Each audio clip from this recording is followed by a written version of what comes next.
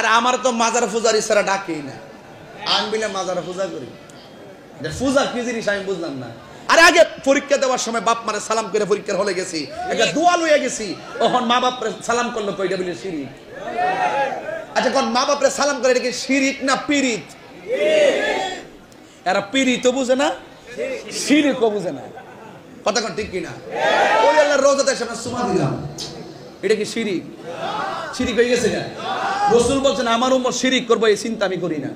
শিরিক এত সহজ জিনিস না, শীষ টাস করে করলে এমন ব্যাপার না। যে কোনো মানুষই জানে আল্লাহ কয়জন, এত সহজ না যে আপনি কইলে আপনারা আল্লাহ মানে ফেলাইব। কথা কোন ঠিক না বেটি?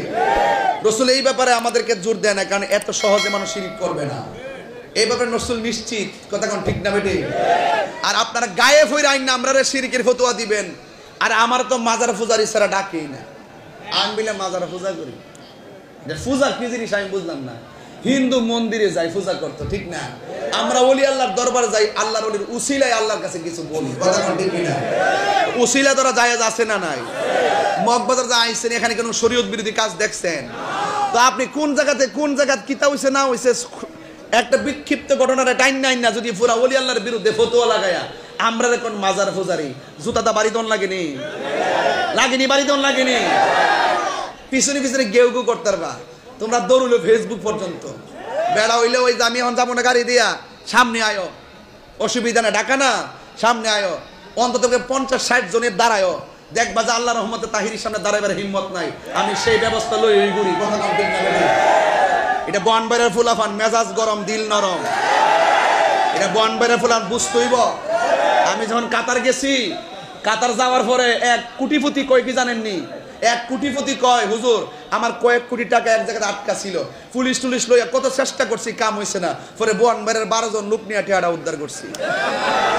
এটা হেই বেড়াইতাম না, বনবাইরের বেড়াই। কথা কম ঠিক না? কাহিনী কইরো না, কাহিনী বনবাইরের বেড়াইলে কইরা লাভ নাই। আরে বনবাইরের বেড়াইতে দালালির জোরে চলে না, বনবাইরের বেড়াইতে দলিলের জোরে চলে, ঠিক কিনা?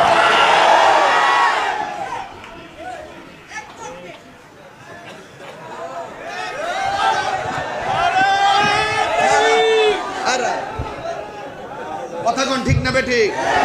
আর বড় করে কোন ঠিক কিনা বলে? তো আপনাকে দালালির জোরে চলবো না, দলিলের জোরে চলবো? দলিলের জোরে চলবো। দলিলের জোরে চললা যদি কাট করো, দলিলের জোরে চললা যদি ইমান নিয়া যদি ইমাম হুসাইনের মতন রাস্তার মইরা জায়গা, আমার কোনো আপত্তি নাই। আমরা মরবার লেগে সবসময় প্রস্তুত থাকি, আর জীবনে যখন মরণ বাইন ডালামো তখন কামড় দিয়ে মরুম।